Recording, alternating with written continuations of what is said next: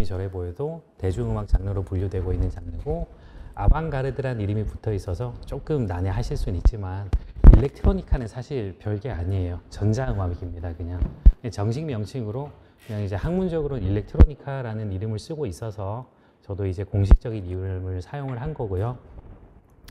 프랙털이라고 하는 것은 아마 익숙하신 분들도 계실 거예요. 자연계에 존재하는 복잡한 패턴을 발견하는 수학 학문을 프랙털 기하학이라고 하는데, 오늘 강의는 쉽게 말해서 예술과 프랙털 기하학의 관계에 대해서 그냥 간략하게 좀 얘기를 해드릴까 합니다.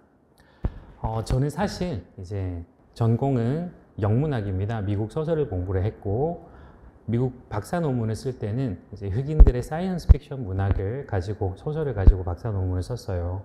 박사 논문을 쓰는 동안 사이언스 픽션 논문을 그 논문을 쓰기 위한 여러 가지 디지털 문화 이론들을 공부를 하는 과정에서 이 분야가 정말 재미있는 것들이 너무 많구나 라는 것을 발견을 하게 됐고, 그래서 지금은 학위를 받고 나서는 이제 뭐 소설 공부도 하고 사이언스 픽션 공부도 하지만 디지털 문화 이론에 좀 많은 시간을 쏟고 있습니다.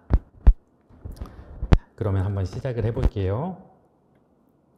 오늘은 세 가지 파트로 이루어져 있어요. 오늘 얘기는 제가 이렇게 파트를 나눠 놓은 것은 너무 얘기가 중구난방으로 흘러가면 선생님들께서 좀 난해 하실 수도 있고, 그리고 이제 또 제가 가다가 길을 잃을 수도 있을 것 같아서 그냥 이렇게 임의로 세 파트로 나눴습니다.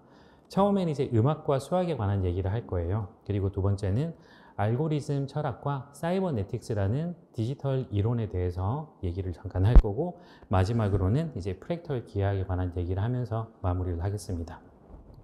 그리고 이 세 가지의 파트는 아방가르드 일렉트로니카라는 음악 장르와 밀접하게 관련이 있습니다. 자, 첫 번째는 음악과 수학에 관한 얘기입니다. 아방가르드 일렉트로니카라고 하는 음악 장르인데, 이 강연의 특성상 오늘 여러분들에게 노래는 아니고 이제 가사는 나오지 않습니다. 이제 연주로만 이루어진 곡들을 몇 곡 들려드릴 수밖에 없는데, 지루하시더라도 꼭 참고 좀 들어주시면 감사할 것 같아요. 자, 일단 먼저 들려드릴게요. 그럼 아방가르드 일렉트로니카라는 음악은 뭔가 궁금하실 수가 있잖아요. 그렇죠?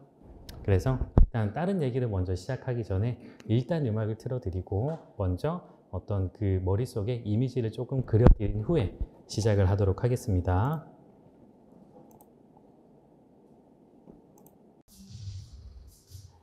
한 5분 정도 되는 음악인데 끝까지 들을 필요는 없을 것 같아요. 그냥 한 1분만 들으시면 바로 감이 오실 겁니다. 잠깐만 제가 플레이를 해 놓을게요. 화면 전체 화면 안 하고 그냥 놔둘 테니까 그냥 선생님들 편하게 보시기 바래요. 참고로 이미지는 큰 의미는 없습니다.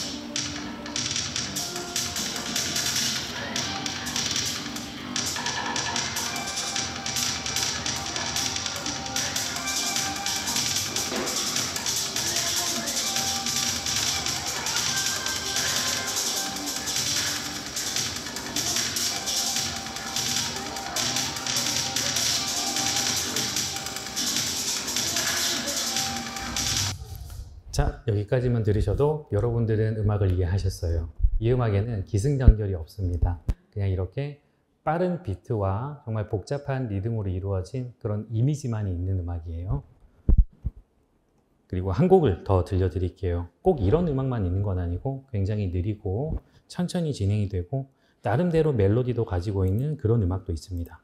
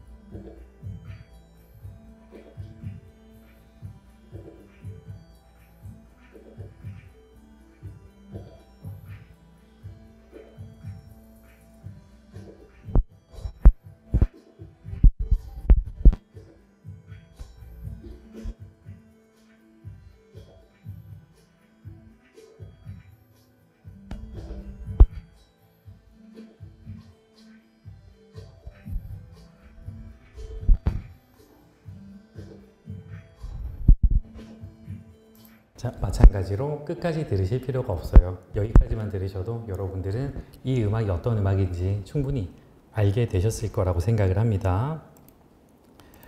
이 음악들은 아방가르드 일렉트로니카라고 하는 장르에 속하는 음악이에요.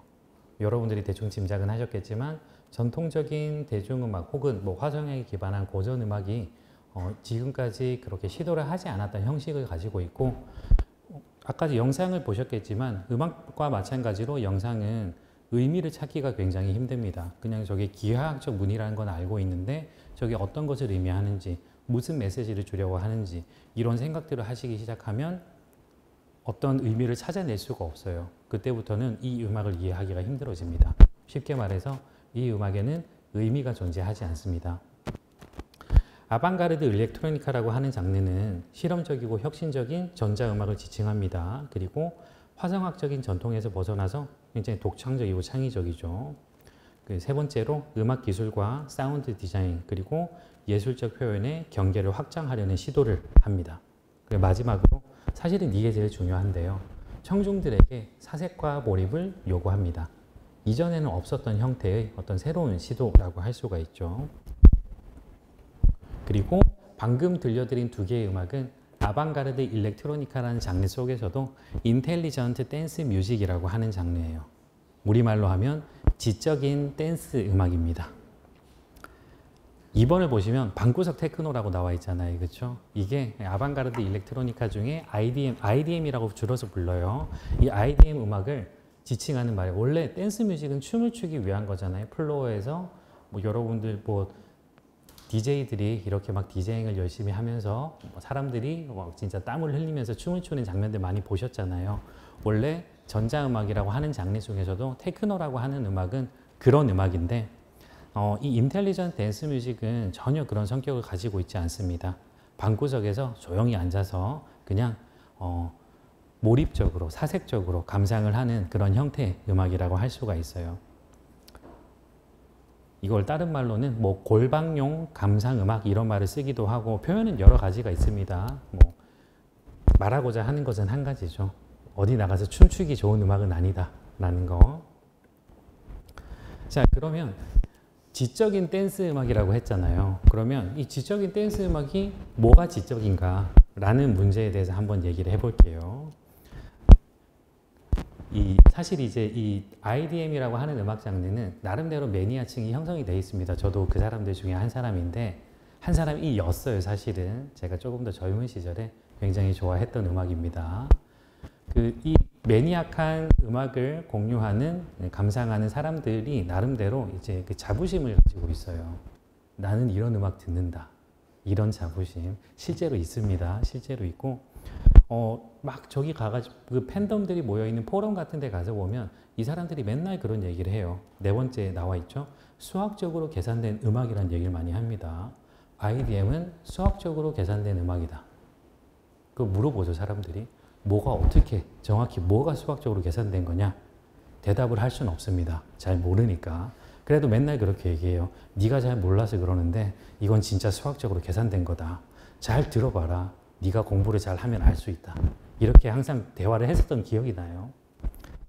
어쨌든 인텔리전트 댄스 뮤직이 지적이라고 할 수 있는 이유는 여러 가지가 있지만 지적인 몰입을 요하고 복잡한 구조를 가지고 있고 굉장히 실험적인 사운드 디자인과 디테일과 텍스처 그리고 음향을 가지고 있습니다. 그리고 뭐 수학적으로 계산된 음악이다. 정말 지적으로 보이잖아요. 그렇죠? 이렇게 얘기를 하면 장르 이름까지 인텔리전트 댄스 뮤직이니까. 자, 그럼 이제 수학적으로 계산된 음악이라는 이 말을 이해하기 위해서 음악과 수학의 관계에 대해서 잠깐 언급을 하고 넘어가겠습니다. 사실 음악이 수학에 기반을 하고 있다는 것은 그렇게 뭐 새로운 얘기는 아니에요. 놀라운 얘기는 전혀 아닙니다. 아주 오래 전부터 이제 음을 이용한 예술이라는 장르가, 이런 예술 장르가 수학적인 계산을 바탕으로 하고 있다는 것은 뭐 오래 전부터 인지가 되어 왔던 일들이죠. 예를 들어 피타고라스 같은 경우에는 최초의 철학자라고 얘기를 해요. 음악과 수학의 관계를 좀 체계적으로 탐구를 했습니다. 그래서 예를 들어서 현악기가 있으면 이 현악기의 현의 길이를 절반으로 나누면 음계가 8도 차이가 납니다. 그리고 3분의 2로 나누면 5도 차이가 나는 식으로 이렇게 하나하나 테스트를 경험적으로 해보지 않아도 계산을 통해서 음악을 만들어내고 들을 수 있는 그런 생각들을 이미 했었죠. 그리고 2번을 보시면 이제 대위법이라는 게 있습니다. 대위법은 바로크 시대에 바흐, 요한 세바스찬 바흐라는 유명한 작곡가가 있잖아요. 그렇죠? 바흐가 최초로 만들어낸 건 아닐 것이지만 거의 최초로 정리를 해낸 이 화성학을 이제 정리를 해낸 사람이라고 얘기들을 합니다. 대위법이라고 하는 것은 서로 다른 코드가, 서로 다른 음계가 독립적으로 진행을 하면서도 화음을 만들어내는 그런 작곡법을 대위법이라고 해요. 서로 다른 독립적인 성부이지만 화음을 만들어냅니다. 그렇게 할 수 있기 위해서는 철저한 계산이 들어가야 되죠. 자, 이 대위법의 예를 하나 들려드릴게요. 넘어가기 전에. 이거는 바흐의 푸가 G 마이너, G 단조라는 곡이고 578번째 곡입니다. 바흐가 작곡한. 한번 들어보시고 화면을 좀 띄워 주시겠어요?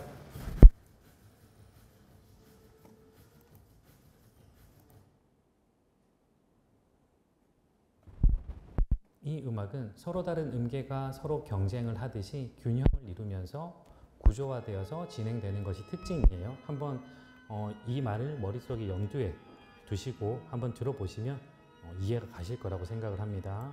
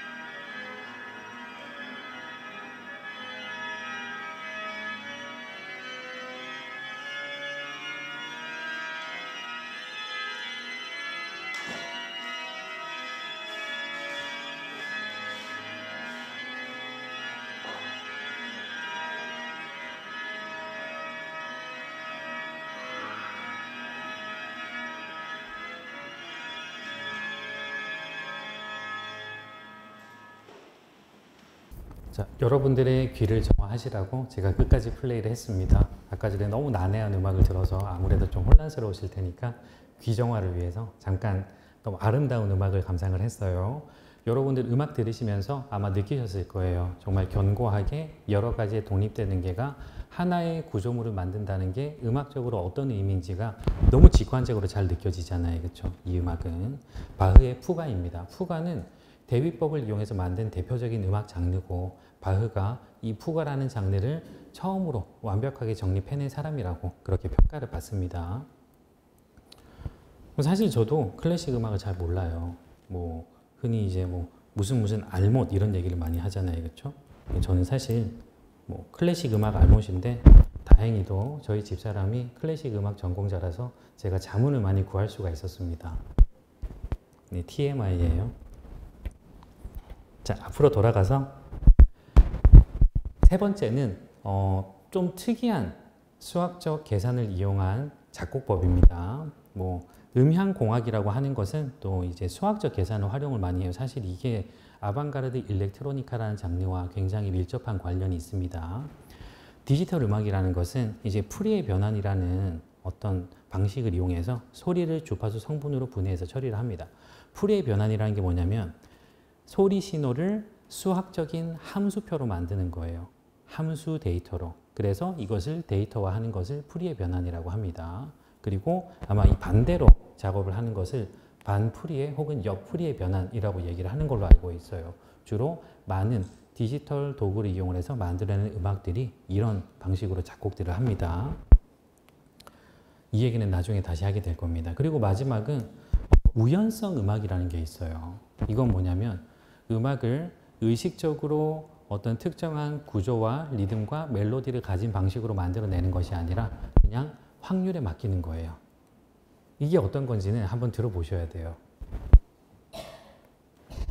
자, 존 케이지의 4분 33초라는 곡입니다. 전 처음 이 노래를 음악을 들었을 때 너무나도 당황스러웠어요, 정말로. 왜 당황스러운지는 여러분들도 곧 느끼시게 될 거라고 생각을 합니다.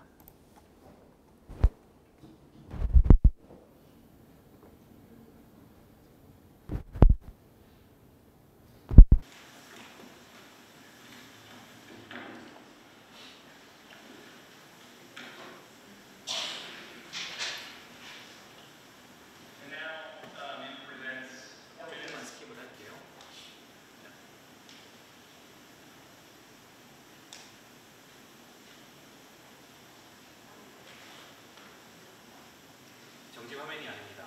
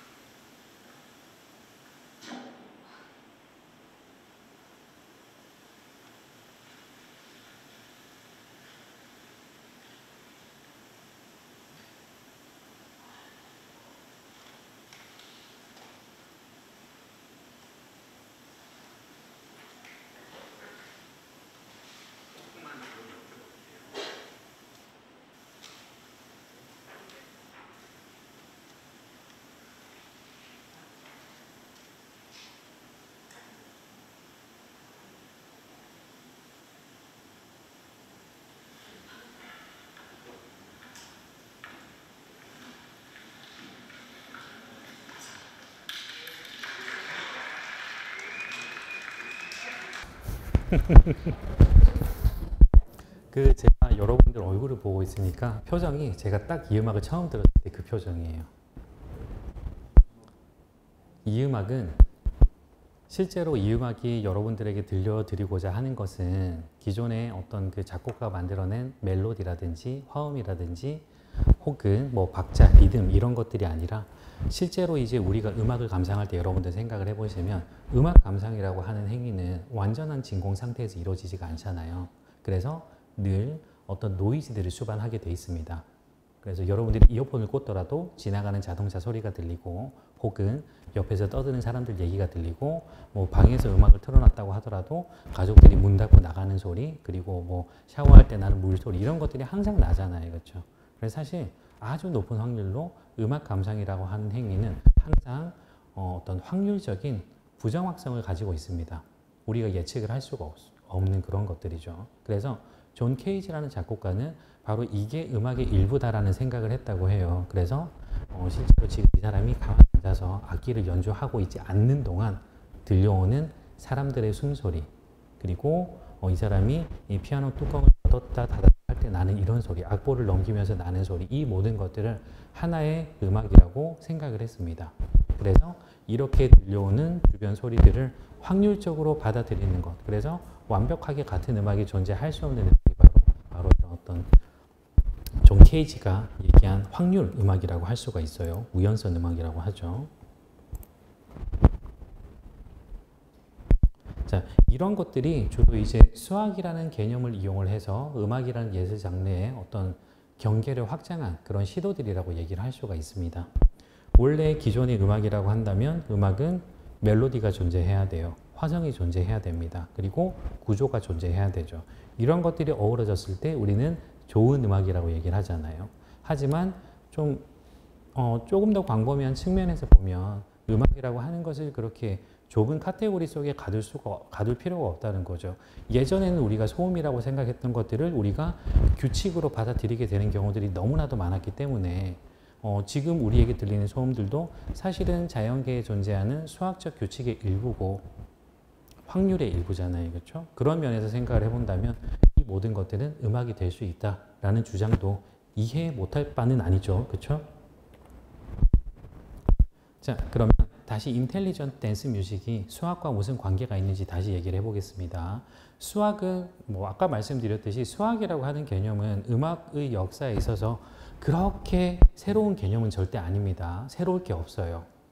늘 함께 있었죠. 왜냐하면 수학이라는 것은 자연의 규칙을 찾아내는 어떤 지적인 활동이잖아요. 그렇죠? 예술도 마찬가지입니다. 음악도 마찬가지예요. 자연계에 존재하는 패턴과 패턴과 리듬과 박자와 어떤 규칙들을 찾아내서 이것을 음으로 정렬을 해놓은 것을 우리가 음악이라고 하잖아요. 그렇기 때문에 음악과 수학은 항상 같이 있어 왔습니다. 그렇다면 인텔리전트 댄스 뮤직이 수학적으로 계산된 음악이라고 말하는 또 다른 이유가 혹시 있을까? 음악이 전부 다 수학이라면 IDM만 수학적 음악이라고 할 필요는 없지 않는가? 라는 질문을 할 수가 있잖아요.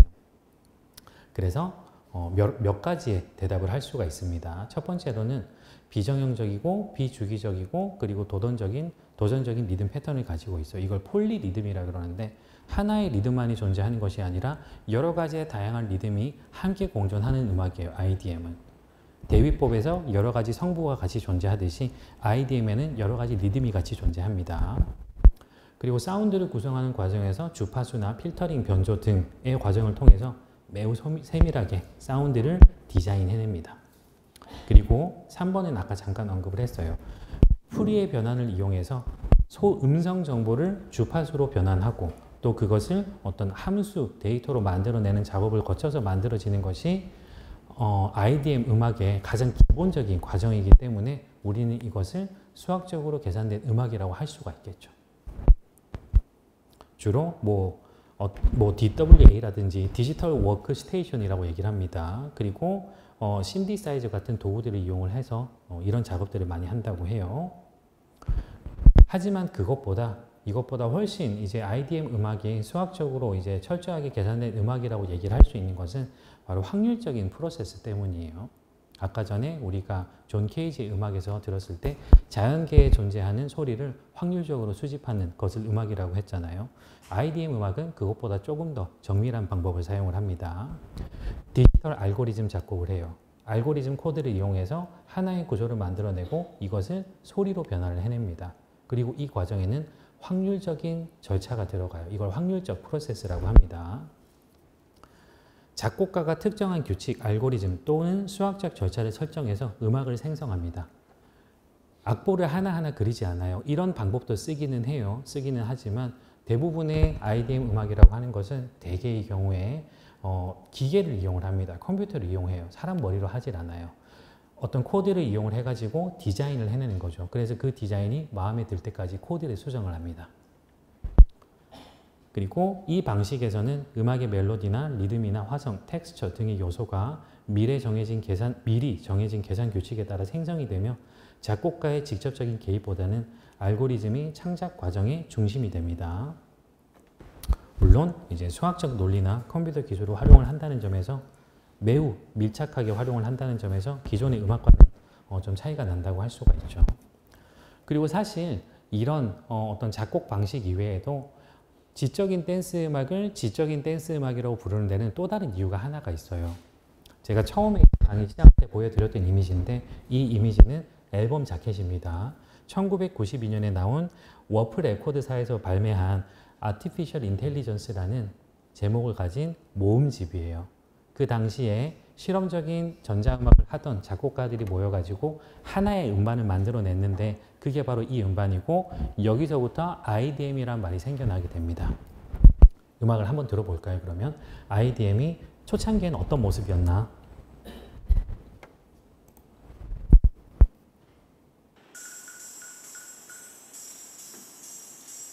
혹시 관심이 있으신 분들은 유튜브에 가면 풀 앨범을 감상하실 수 있으니까 관심이 있으시면 들어보시는 것도 추천을 드립니다. 아이는 이렇게 감상을 하는 거예요. 앉아가지고 그냥 누워가지고 눈 감고 이 음악에 맞춰서 춤을 출 수도 있겠지만 별로 그런 기분이 날 것 같지는 않아요. 사실 이런 음악을 듣다 보면. 첫 번째로 나오는 곡은 다이스 웨이라는 뮤지션의 폴리곤 윈도우라는 곡입니다. 물론 마찬가지로 가사는 없고요. 이미지에서 전해지는 메시지라든지 의미 같은 것들은 전혀 없습니다. 조금만 들을게요.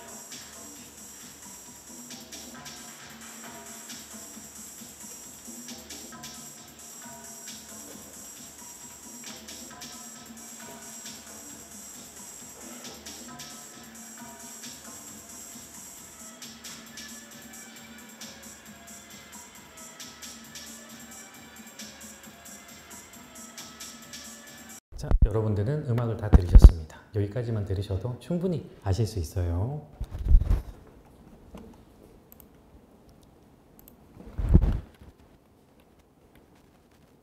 자, 여기 여러분들 보시면 이제 이 앨범 자켓의 밑에 레코드 LP판 이미지가 몇 개가 있는데 이게 다 유명한 앨범들입니다. 하나는 핑크 플로이드라는 락밴드의 Dark Side of the Moon이라는 너무나도 유명한 음반이에요. 전 세계적으로 수천만 장이 팔린 어마어마한 밴드죠. 그리고 이 옆에 있는 이 음반이 굉장히 재밌는 음반인데 한국에서는 그렇게 유명하진 않습니다. 독일 전자음악 밴드에 70년대에 활동을 했고 아이디엄이 나오기 훨씬 전부터 컴퓨터 기기를 이용을 해서 음악을 만들어내는 작업들을 했던 사람이에요.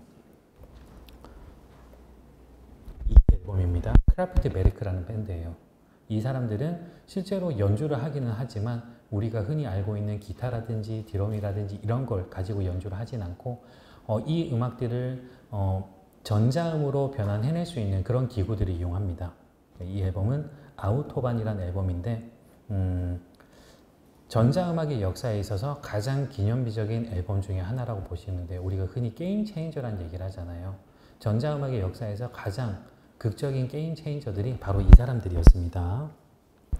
사실 이제 음악을 조금 들려드리고 싶긴 한데 이 곡의 길이가 22분짜리예요.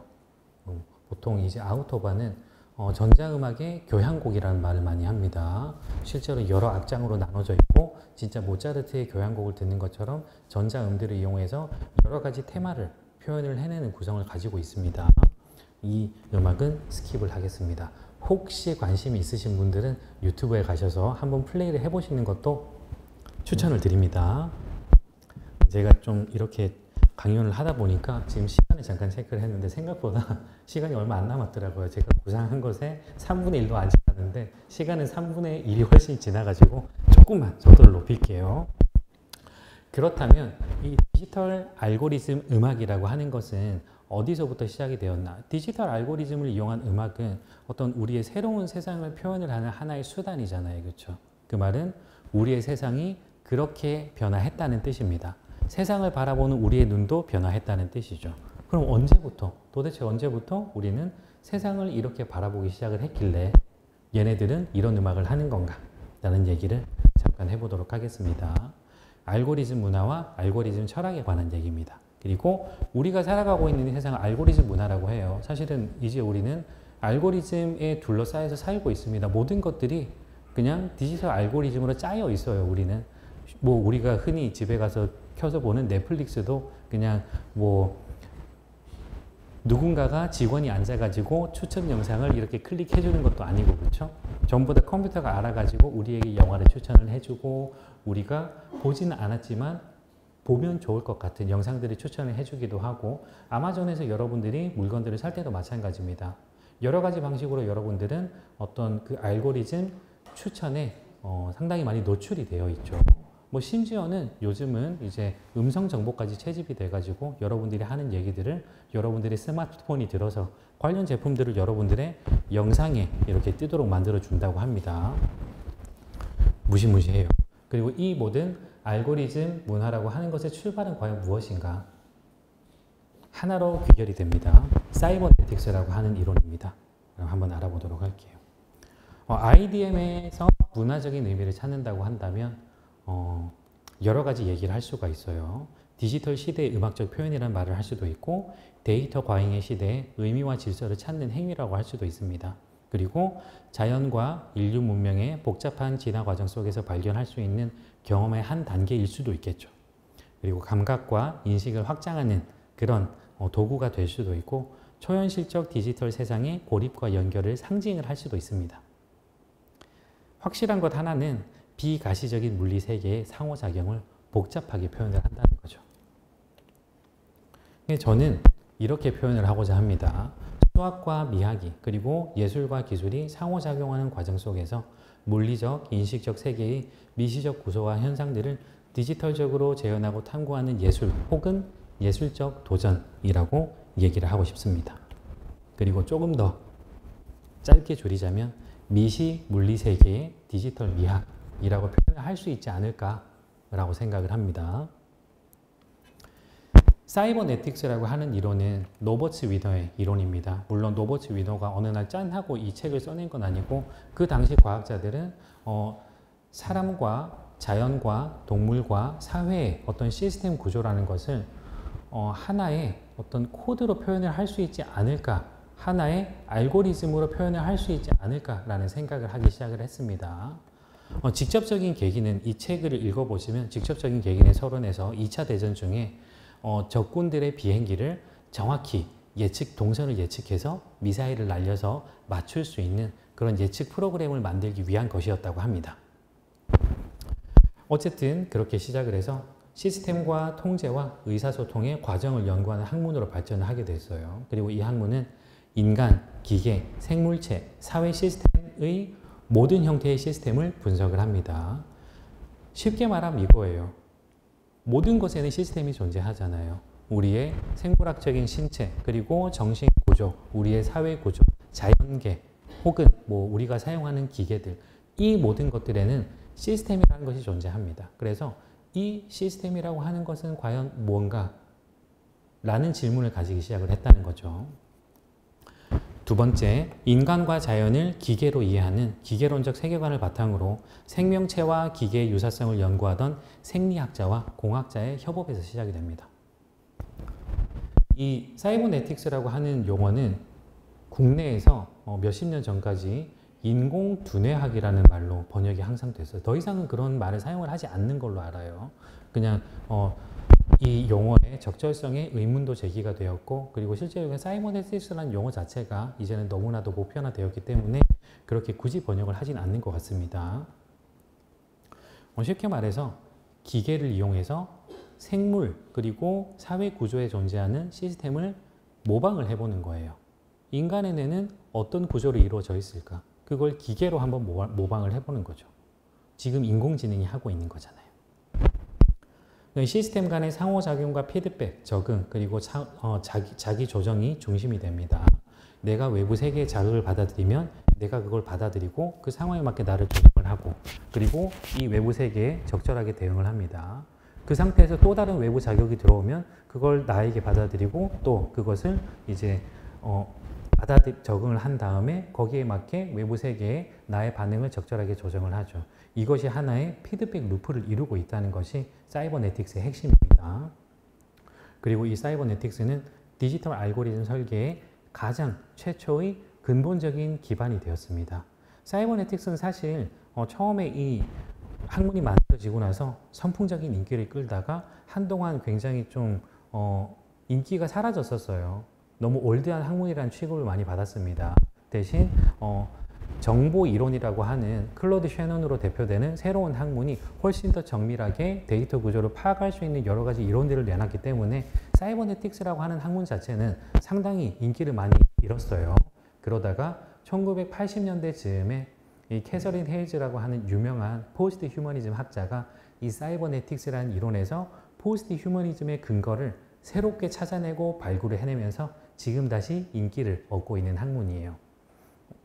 포스트 휴머니즘이라는 말은 정말 많이 듣잖아요, 우리가. 너무나도 많은 학자들이 연구를 하고 있고 사이언스 픽션이나 이런 영화들을 보면 항상 이런 얘기들을 할 수밖에 없고, 그렇죠? 그럼 이 모든 포스트 휴머니즘과 디지털 문화 이론의 출발점은 어딘가라고 한다면 우리는 이 책으로 귀결될 수 있다고 생각을 하면 될 것 같아요. 자, 사이버네틱스가 세상에 가져온 변화는 정말 근본적입니다. 정말 근원적이에요. 패러다임 시프트라고 할 수 있는 그런 변화들 있잖아요. 기술, 인간, 그리고 시스템의 철학적인 재구성을 가지고 왔습니다. 슬라이드가 여러 개 있는데 빨리 읽을게요. 별로 재미가 없습니다. 첫 번째 재구성은 존재론적인 관점입니다. 사이버네틱스는 존재의 경계를 재정의하며 인간과 기계, 자연이 하나의 상호작용하는 시스템의 일부로 작동하는 것으로 파악을 했습니다. 제일 마지막을 보시면 세상은 상호 연결된 시스템의 네트워크이며 존재는 고정된 것이 아니라 동적으로 변화합니다. 철학에서 이제 존재론이라고 하는 그런 학문 영역이 있잖아요. 우리는 과연 어떤 상태로 이곳에 있는가라는 것을 밝히는 거죠.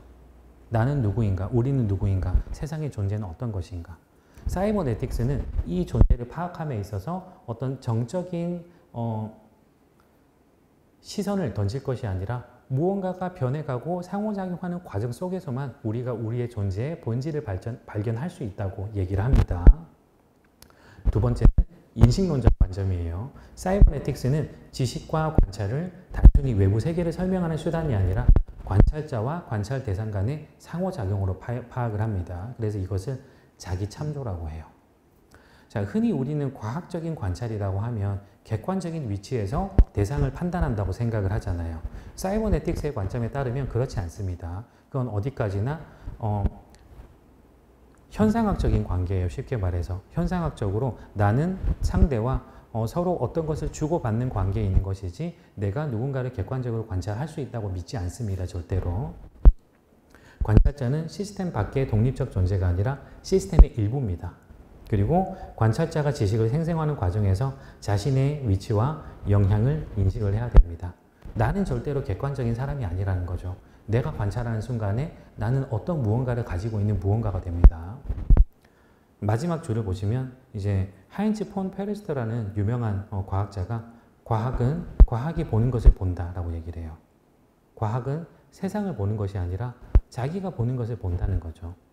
과학은 자기 참조적인 성격을 가지고 있기 때문에 과학이 받아들이는 정보는 관찰자 자신에게 돌아가서 과학에게 돌아가서 과학 그 자체를 참조한다는 거예요.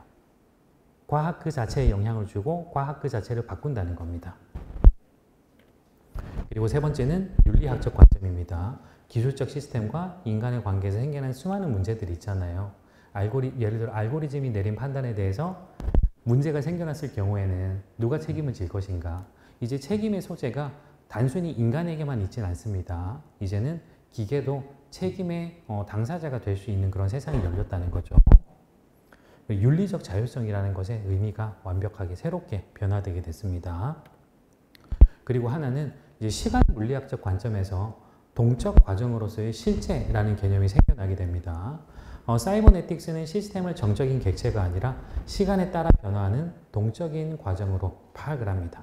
그래서 모든 시스템은 피드백 루프를 통해 변화와 적응을 하고 결정과 선택이 불확실성에 대한 탐구를 합니다. 시간 물리학적인 관점에서 사이버네틱스는 그 다음에 일어나는 상황이 불확실성에 놓여 있기 때문에 우리의 선택들, 우리가 이 다음 순간 어떤 것을 선택할 것인지, 그리고 그 선택에 따라서 내가 이 어떤 시간의 연속체 속에 존재하는 나의 자아가 형성이 되는 것이기 때문에 나의 자아라는 것은 시간 물리학과 또 밀접하게 관련을 맺게 될 수밖에 없는 거죠. 그리고 기술 철학적인 관점에서 기술 철학은 그거죠. 그렇죠? 기술이라고 하는 것이 인간과 맺는 관계를 연구하는 학문입니다. 하이데거가 여기서 가장 유명한 이름 중에 하나죠. 사이버네틱스는 기술이 단순한 도구적 기능을 넘어서 인간 사회 그리고 자연의 존재 방식과 상호작용을 근본적으로 변화시킨다는 점을 강조합니다. 그래서 인간과 기술은 서로 상호작용하는 동적 시스템의 일부입니다. 기술은 도구가 아니에요. 내가 사용하는 스마트폰이라든지 전자기기라든지 아니면 제가 들고 있는 마이크, 이 모든 것들은 이 하나의 커다란 동적 시스템 안에 속해 있는 참여자인 것이지 내가 도구를 사용하는 위계가 존재하지 않는다는 겁니다. 기술은 인간과 환경 사이에서 존재하며 스스로 존재하고 스스로 진화하고 예측할 수 없는 결과를 낳을 수도 있습니다. 이걸 우리가 알고리즘의 자유의지라는 말로 많이 설명을 하죠. 알고리즘에게 판단을 맡기면 이 판단이 어떤 결과로 이어질지는 아무도 모릅니다. 그리고 그 판단을 바탕으로 이 알고리즘이 스스로 어떻게 진화해 나갈지는 아무도 모르는 거죠. 그래서 사이버네틱스는 기술이 현실을 단순히 재현하는 것이 아니라 새로운 실제를 창조한다고 믿습니다. 그리고 탈인본주의적인 관점에서는 우리가 인간과 비인간 사이에 어떤 공생 혹은 결합이 이루어질 수 있다고 얘기를 하는 흔히 말하는 포스트 휴머니즘의 가장 근본적인 관점을 이 사이버네틱스가 탈인본주의적인 측면에서 제공을 했다고 할 수가 있어요. 사이보그 이론이라든지 혹은 뭐 여러 가지 인간과 비인간 사이의 경계에 관한 많은 이론들이 있잖아요. 이런 것들이 사이버네틱스에서 시작이 됩니다.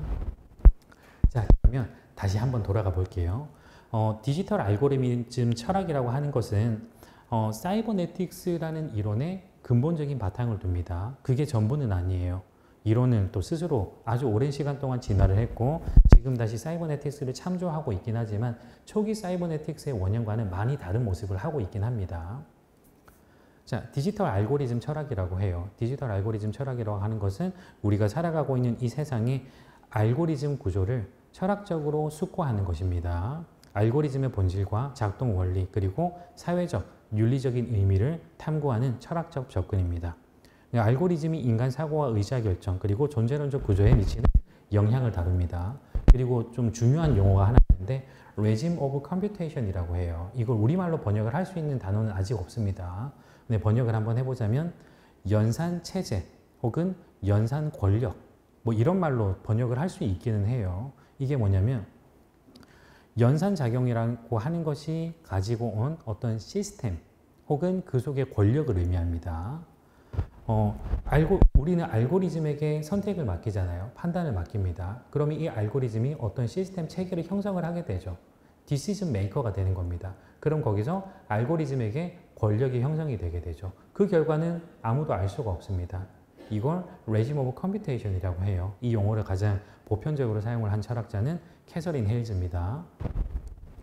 이 Regime of Computation이 어떻게 작동을 하며 과연 이 새로운 권력 구조라는 것은 어떻게 작동을 하고 인간의 경험과 주체성에 어떤 영향을 미치고 어떤 윤리적, 존재론적 문제를 제기하는지를 탐구를 합니다. 이게 바로 사이버네틱스와 사이버네틱스에서 파생된 수많은 디지털 문화 이론들이 탐구를 하는 것들이에요. 그리고 마지막 줄이 사실은 제가 하고 싶은 얘기입니다. IDM 음악이라고 하는 것은 디지털 알고리즘 세계의 예술적인 탐구라고 할 수가 있는 거죠. 사이버네틱스가 시작이 됐습니다. 세상을 보는 새로운 방법이 열렸어요. 그리고 세상은 디지털적으로 진화를 해왔습니다. 그럼 이 세상을 볼 수 있는 새로운 이론이 필요한 만큼 이 세상을 재현하는 새로운 예술 양식도 필요하잖아요. 그게 바로 IDM입니다. 그렇다면 이제 한번 생각을 해볼게요. IDM의 수학적 표현이라는 것은 우리가 과연 어떻게 이해할 수 있을까? 기존에 존재했었던 그 다른 수학적인 계산과 밀접하게 관련을 맺고 있는 그 수많은 음악들과 차별화되는 IDM만의 어떤 수학적 이해 방식은 어떤 것들이 있을 수 있을까라는 것이 제 질문의 핵심이었어요. 사실은 여기서 시작을 했습니다. 이 모든 생각과 어떤 이론적인 어떤 확장과 그리고 나름 혼자서 정말 머리 싸매고 고민을 했던 이 모든 것들은 이 질문에서 시작이 됐어요. 저는 원래 IDM 음악의 팬이었고 이 음악을 들으면서 팬들끼리 맨날 싸움을 하면서 하는 얘기, 수학적으로 계산된 음악이다. 뭐가 어디가 어떻게? 그건 네가 몰라서 하는 얘기인데 계산된 음악 맞아. 그래서 그게 뭐냐고. 그래서 저는 옆에서 이제 그걸 지켜보면서 사실 지켜보기만 한 건 아니고 나름 또 젊은 패기에 참전을 많이 했어요. 저도 막 엄청 막 이렇게 글을 남기면서 이제 나도 이 IDM 음악을 듣는 사람이라는 부심을 한껏 느끼면서 그랬던 시절이 있었습니다. 누구나 그렇잖아요. 그렇죠? 부끄럽긴 하지만. 자, 그래서 이제 저는 새로운 방식으로 한번 접근을 해보기로 했어요. IDM 음악과 프랙털 기하학이라는 수학적인 어떤 하나의 방법론으로부터 IDM 음악을 이해하는 그런 창구를 한번 찾아보기로 했습니다. 자, 프랙털이라고 하는 거는 이 문양을 말합니다. 여러분들 자주 보셨을 거예요. 무늬가 자기 참조적인 성격을 띠면서 반복적으로 자기 유사성을 보여주면서 크기를 달리하면서 계속적으로 반복되는 무한한 연속성을 드러내는 문양을 프랙털이라고 얘기를 합니다. 이 문양을 보시면 조그만 문양들이 연결돼서 조금 더 큰 문양을 만들고 이 큰 문양은 조그만 문양의 확대된 형태입니다. 브누아 망델브로라고 하는 수학자가 1970년대에 발견한 패턴인데 발견을 했다기보다는 이제 프랙탈이라는 용어를 만들어냈어요. 그 이전의 수학자들이 이런 패턴이 자연계에 존재한다는 걸 알고는 있었는데 이걸 정말 가시적으로 그리고 이론적으로 깨끗하게 정리를 해낸 사람이 브누아 망델브로입니다. 그렇다면 이 프랙털이라고 하는 이 패턴은 과연 자연계에 존재하는 어떤 것들이 흉내를 낸 것인가? 식물의 잎과 줄기 보시면 조그만 무늬들이 모여서 하나의 덩치를 만들어내고 그렇죠? 그것이 그 이전의 조그만 무늬들과 반복적으로 이렇게 자기 유사성을 띠고 있습니다. 그리고 그것들이 모여가지고 또 하나의 더 큰 덩어리를 만들어냅니다. 여기 조그만 잎사귀들이 있고 이것이 모여가지고 하나의 큰 잎사귀를 만들어내고 이것이 또 하나의 큰 줄기를 만들어내고 이런 식으로 자기 유사성을 띤 무한한 반복 구조를 프랙털이라고 해요. 자, 눈의 결정 구조에도 마찬가지의 어떤 패턴들이 발견이 됩니다. 그리고 나뭇가지들의 모양, 그리고 이거는 이제 바다가 강줄기를 타고 이어지는 모습들이 우리가 흔히 봤을 때는 불규칙하다고 생각을 할 수 있는 이런 문양들에서 규칙성을 찾아내고자 하는 것이 바로 프랙털 기하학입니다. 프랙털은 자연계에서 발견되는 복잡하고 불규칙한 패턴을 설명하는 개념을 설명하기 위해 지금 약간 여기 설명이 잘못됐습니다. 말이 엉켰는데 설명하는 개념으로서 브누아 망델브로가 처음으로 고안한 단어입니다. 자기 유사성과 반복이라는 것이 핵심이에요. 이 전통적인 유클리드 기하학, 뭐 예를 들어 뭐 평면과 선과 면과 그리고 이제 입체 구조 이런 것들로는 설명을 해내기 어려운 어떤 새로운 우리가 모르는 패턴이 세상에 존재한다는 거죠. 그것들을 설명을 해내기 위해서 만들어진 개념 중에 하나가 바로 프랙털 기하학입니다. IDM과 프랙털은 사실 굉장히 많은 아주 밀접한 관련을 맺고 있어요. 아까 잠깐 설명을 하긴 했지만 프랙털 알고리즘은입니다. 죄송합니다. IDM 사운드 생성에 가장 강력한 원리를 제공합니다. 아까도 말했지만 예전의 음악가들이 악보에다가 이렇게 한 땀 한 땀 콩나물을 그려가면서 음악을 만들어내고 머리로 열심히 짜내서 이제 열심히 막 머리를 싸매고 열심히 고민을 해가지고 음악을 만들어내고 이거를 연주를 해보고 이 연주가 어떻게 들리는지를 테스트를 해본 다음에 다시 지우고 다시 쓰고 하는 이 작업들이 여기에서는 조금 다른 양상으로 벌어진다는 거죠. 이 사람들은 망델브로 집합이나 줄리아 집합을 기반으로 한 알고리즘 코드들을 이용을 합니다. 망델브로 집합과 줄리아 집합은 이거예요. 프랙털 기하학에서 만들어내는 여러 가지 문양들의 어떤 그 그룹들이 있습니다. 문양들의 유형들이 있는데 그 중에 가장 유명한 것들 두 개가 망델브르 집합, 왼쪽에 있는 거예요. 그리고 오른쪽에 있는 것들이 줄리아 집합입니다. 이것들이 이제 어떤 자연계에 존재하는 법칙을 연구를 하고자 할 때 가장 전형적으로 참조가 되고 이용이 되는 그런 구조라고 얘기를 합니다. 마찬가지로 저는 수학 알못이기 때문에 정확히 어떻게 되는지는 잘 알지 못합니다. 혹시 나중에 질문을 하실 생각이면 제가 미리 차단을 하고자 합니다. 자, 그러면 알고리즘 패턴을 이용을 해서 코드를 입력을 하고 이용을 해서 어떤 확률적으로 내가 직접 만들어내는 것이 아니라 알고리즘 데이터에 기반을 해서 기계가 음악을 만들어내도록 하는 이 과정은 과연 어떤 형태를 띠고 있는지를 잠깐만 보여드릴게요. 카오스 신디사이저라고 하는 프로그램입니다. 프로그램인데 많이들 이용을 하는, 아직 안 열었어요. 많이들 이용을 하는 가장 유명한 어떤 그 기계들 중에 하나라고 얘기를 해요. 저도 한 번도 직접 본 적은 없고 그냥 이런 게 있다라는 것만 이렇게 저렇게 그냥 본 적이 있습니다. 저도.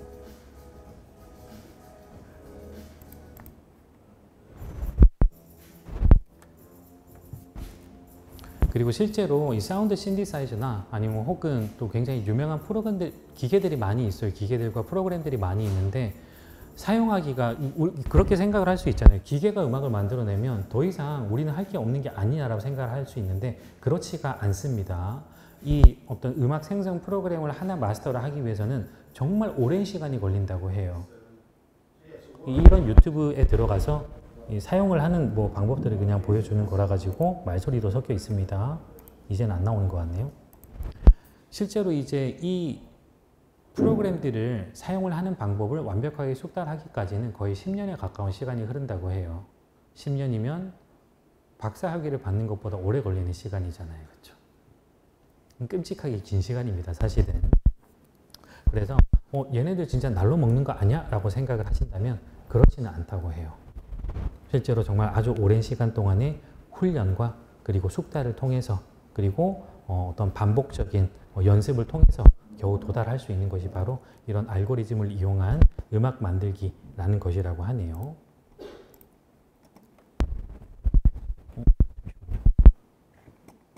잘못 누른 것 같은데? 오케이. 네, 그래서 이렇게 특정 코드를 입력하는 것, 예를 들어서 프랙탈 패턴을 입력을 한다든지 혹은 다른 여러 가지 수학적 구조를 코드화해서 입력을 하면 음악이 만들어집니다. 그리고 그 중에서 IDM 음악가들이 가장 즐겨 사용하는 패턴이 바로 프랙탈 패턴이라고 해요. 그래서 이제 프랙탈이라고 하는 어떤 그 패턴과 프랙탈 기하학이라고 하는 그런 수학의 영역과 IDM 음악의 예술적인 어떤 그 관행 이런 것들은 절대로 떨어질 수 없는 그런 관계라고 할 수가 있겠죠. 그래서 저는 생각을 한번 해봤어요. 그렇다면 내가 이 음악이 정말로 수학적으로 계산된 음악이라는 것을, 물론 그 사람들은 그렇게 얘기를 하죠. 그렇죠? 그 사람들이, 뮤지션들이 이 음악들은 내가 이렇게 해가지고 만들어낸 음악이야 라고 얘기를 합니다. 근데 그렇다고 해가지고 우리가 그런 것 같네요 라고 얘기를 할 수는 없는 거잖아요. 그렇죠? 연구자들은 그렇잖아요. 그렇죠? 그 예술 작품을 연구하는 사람들은 작품을 만들어낸 작가들과 예술가들의 말을 믿지 않잖아요. 그렇죠? 대신 우리가 이걸 판단을 해야 돼요. 반드시. 네가 뭔 말을 하고 싶은지, 어떤 표현을 하고 싶은지 모르겠는데 그건 내가 알려줄게 라고 하는 것이 어떤 이 인문학이라고 하는 특히 어문학 계열에서 자주 이제 우리가 사용을 하는 그런 접근 방법이잖아요. 그래서 저도 생각을 해봤습니다. 그렇다면 얘네들이 정말로 수학적으로 계산된 음악을 한다고 한다면 그걸 우리는 어떻게 알 수가 있을까? 그냥 음악을 듣고 이것은 정말 수학적으로 정말 탄탄하게 구조화되어 있는 음악이구나 라고 직관적으로 느끼는 건 좀 부족하다고 생각을 했어요. 예전이었으면 그럴 수 있었겠지만 이제는 조금 다른 방법이 필요하다고 생각을 했습니다. 그래서 제가 한번 얘네들을 분석을 해보고자 노력을 한번 해봤습니다. 프로세싱이라고 하는 프로그램이 있습니다. 무료로 다운을 받을 수가 있어요. 참고로 저는 이런 거 돈 주고 살려면 돈 많이 들지 않을까라고 지레 짐작을 했었는데 그렇진 않더라고요. 의외로 연습을 하는 사람들을 위해서 가볍게 무료로 구할 수 있는 프로그램들이 상당히 많다는 것을 깨닫게 됐습니다. 저는 프로세싱이라고 하는 앱을 이용해서, 이 프로세싱이라고 하는 앱은 뭐냐면, 영상을 하나 보여드릴게요.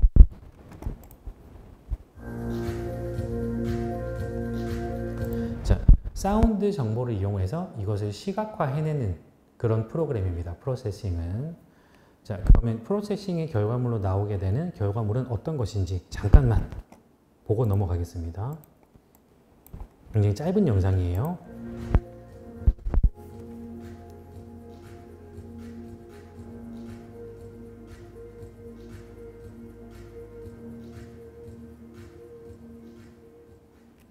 자, 이런 식으로 이제 음악이 진행되면서 이 데이터화되는 주파수라든지 파동이라든지 이런 것들을 이제 직접적으로 즉각적으로 반응하는 이미지로 만들어주는 거, 동적 이미지로 만들어내주는 프로그램이 프로세싱이에요.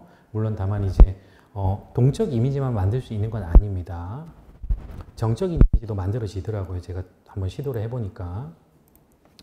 어쨌든 이 프로세싱이라는 앱을 제가 한동안 좀 공부를 했어요. 그리고 그 이전에 사실 이제 저는 당연히 이제 대부분의 인문학자들이 마찬가지겠지만 어떤 컴퓨터 언어라고 하는 것에 상당히 익숙하지가 않습니다. 저도 불과 몇 년까지 당연히 그랬고 아직도 그래요, 사실은.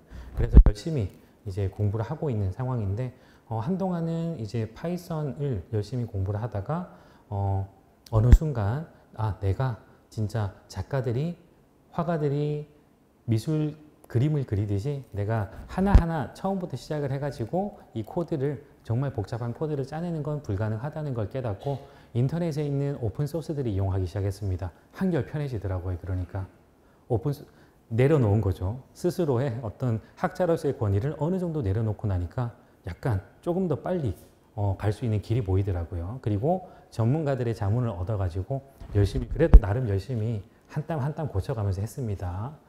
어쨌든 열심히 이렇게 코드를 짜가지고 입력을 해가지고 처음에는 그냥 무수한 실패의 연속이었어요. 그냥 아무것도 안 나오고 여기 밑에 보면 에러 코드가 막 뜨거든요. 한 몇 개월 동안은 계속 그랬던 것 같아요. 그냥 계속 에러 코드만 뜨고 이 에러 코드가 뭐 어떤 건지를 또 찾아보고 수정할 때는 또 어떻게 수정을 해야 되는지 또 생각해보고 막 이러다가 그렇게 정말 고통 같던 시간들이 한 몇 개월이 지났습니다. 그러고 나서 다행히 최근에 이제 몇 개의 이미지들을 얻을 수가 있었는데 그 이미지들이 어떤 거냐면, 참고로 이 이미지들을 제가 만들어낼 수 있게 시작한 게 얼마 안 됐어요. 그래서 아직은 진짜 내가 원하는 그런 문양을 만들어냈다고 할 수 있는 단계는 전혀 아닙니다. 다만 이런 것들이 나왔다라는 것만 조금 보여드릴게요. 이런 문양입니다. 이게 뭔지는 저도 모릅니다. 이런 문양이에요. 근데 여기는 보시면 알겠는데 여기 끝에 이 모양들을 보시면 약간 프랙탈 문양이 보이기는 해요. 약간씩 보입니다. 물론 만족할 만한 연구 결과를 얻었다고 얘기하기는 상당히 민망한 수준이긴 하죠. 사실 이제 여기서 이런 것들을 보여드리는 것도 상당히 이제 부끄러워한 일이지만 그래도 지금 여기까지 와 있다라는 그 말씀 정도만 드리고자 그냥 이런 것들을 가지고 왔습니다. 근데 이 작업을 할 때 가장 큰 난점이 하나가 있어요. 너무 제가 생각하지 못했던 정말 어마어마한 벽이 하나 있더라고요. 자, 음악이라고 하는 것은, 자, 이걸 다시 한번 들어볼게요.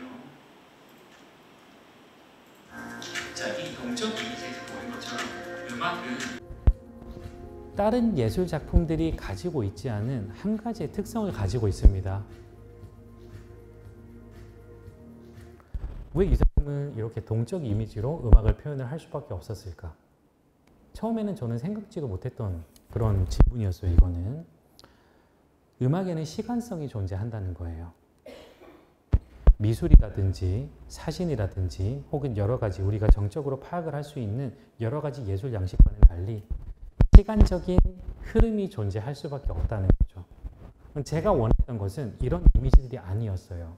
저는 한눈에 직관적으로 IDM 음악이라는 것이 가지고 있는 반복과 패턴 구조를 좀 정말 명확하게 파악을 할 수 있는 이미지를 얻어내기를 원했는데 사실은 생각보다 너무 어려운 작업이었던 거죠, 그게.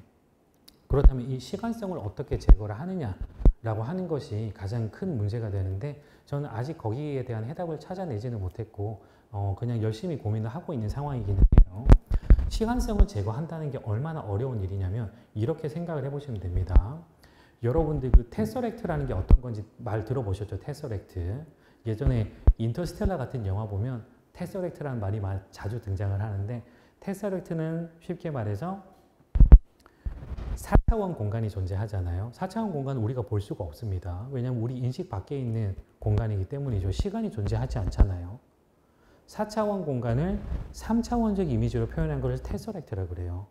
그래서 어떻게 억지로 표현을 할 수는 있겠지만 그것이 정확하진 않습니다. 절대로. 테서렉트와 마찬가지로 생각을 해보니까 한참 하다가 실패를 거듭하다가 생각을 해보니까 아 이거는 테서렉트를 만드는 작업이랑 그렇게 크게 다르지 않구나라는 걸 깨닫게 됐어요. 제가.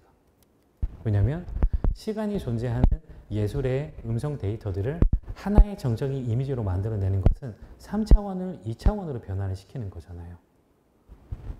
그때부터 상당히 겁이 나기 시작을 하더라고요. 내가 뭔 짓을 시작한 거지? 그러면서 이거 가지고 연구 결과 낼 수 있나? 이런 생각이 들기도 하고 다만 이제 그냥 실패를 거듭하다 보니까 이제 처음 생각했던 것들과는 방향이 조금 달라지긴 했지만 그래도 어느 정도 의미 있는 성과를 낼 수 있겠다라는 생각을 지금 하고 있는 중이기는 해요. 어쨌든 지금은 이제 그 다행스럽게 이 함께하는 인문학에서 여러분들에게 이제 제가 연구를 하는 분야를 말씀드리기 전에 몇 개의 이미지를 얻어낼 수가 있어서 그래도 뭐 이런 거 있더라 라는 말씀까지는 그래도 드릴 수 있어가지고 저는 정말 다행이라는 생각이 들기는 했습니다. 뭐 아주 정말 기초적이긴 하지만 이런 이미지들까지는 만들어냈고 앞으로 조금만 더 노력을 하면 훨씬 또 만족할 만한 성과를 얻어낼 수 있지 않을까라고 생각을 합니다. 제가 처음 이 고민을 시작을 하고 IDM 음악을 이런 식으로 한번 연구를 해보고 싶다라고 생각을 하게 된 이유는 단 하나예요. 지금까지 내가 해왔던 공부들이 너무 나 자신의 직관에 너무 치우쳐 있었다는 것이 일종의 하나의 한계처럼 느껴지기 시작을 했습니다. 저는 과연 어떻게 하면 지금 내가 그냥 내 머릿속으로 생각한 것들을 내 머릿속으로 정리를 해서 이거를 어떤 문자로 표현을 해내는 지금까지 내가 해왔던 어떤 그 논문을 만들어내는 그 작업을 넘어서는 다른 결과물을 낼 수 있을까라는 고민들을 하기 시작을 했고 보통 어문학 계열에서 이제 이런 방법론을 사용을 하는 그런 교수님들도 많이 계시잖아요. 그렇죠? 특히 코퍼스 언어학에서 이런 작업들을 많이 하고 계신데 그런 분야가 아니라 어떤 새로운 가능성들이 분명히 있는 어떤 무언가가 있을 거라는 생각을 했어요. 왜냐하면 디지털 도구라고 하는 것은 너무나도 많더라고요. 정말 너무나도 무궁무진하고 이것들을 통해서 우리가 얻어낼 수 있는 새로운 어떤 해석적 틀이라는 것들이 너무나도 많다는 걸 제가 알게 됐거든요. 그래서 그러면 내가 지금까지 내가 좋아했던 것 그리고 지금까지 내가 문자로서 이해해왔던 것 이론적으로 이해해왔던 것 이런 것들을 또 다른 방식으로 새로운 방향으로 이해를 해낼 수 있는 방법이 없을까라는 고민의 결과로 얻어낸 것들이 아주 기초적이고 아주 크루드한 상태에 놓여 있긴 하지만 지금의 이 이미지들입니다. 그래서 이 작업은 순수하게 디지털 도구만을 활용을 하는 것은 아니고 조금 더 광범위하게 접근을 하고자 해요.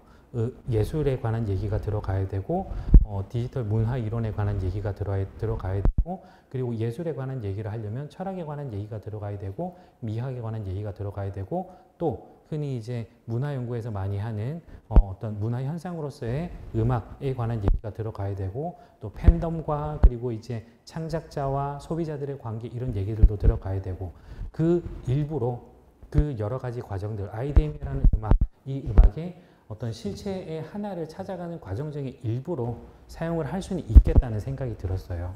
그래서 지금은 사실 이제 대부분의 과정은 완성이 되어 있지만 이 이미지를 만드는 이 과정은 아직도 많은 시간이 걸릴 것으로 생각을 합니다. 다만 제가 100% 원하는 방향은 아니더라도 어느 정도 길을 찾을 수 있는 그런 가능성들은 제가 많이 보기 시작을 했고, 아무리 오래 걸려도 1년 정도면 충분히 이제 지금 내가 생각하는 것보다 훨씬 더 깨끗하고 선명하고 나에게 새로운 어떤 직관을 가져다 줄 수 있는 그런 결과물들을 만들어낼 수 있지 않을까라고 생각을 합니다. 네, 지금까지 제가 말씀드린 내용들이 제가 오늘 강연을 통해서 여러분들한테 말씀을 드리고자 했던 저의 개인적인 취향과 저의 연구 영역과 그리고 저의 아주 험난한 도전이 이렇게 뒤섞여 있는 그런 얘기들이었습니다. 사실은 많이 부끄럽고 아직은 가야 할 길이 많다라는 얘기를, 그렇잖아요. 사실 학자로서 저는 아직 가야 할 길이 많습니다 라는 얘기를 이렇게 그 결과물을 보여주면서 하기라는 게 쉽진 않아요. 어떻게 보면 좀 자존심이 많이 상하는 일이기도 하고, 다만 이런 연구의 어떤 노력들이 좀 의미 있는 결과로 이어질 수 있고 이것이 전남대학교의 어떤 학문 공동체에 기여할 수 있는 그런 결과로 이어지면 좋겠다는 생각을 합니다. 네, 감사합니다.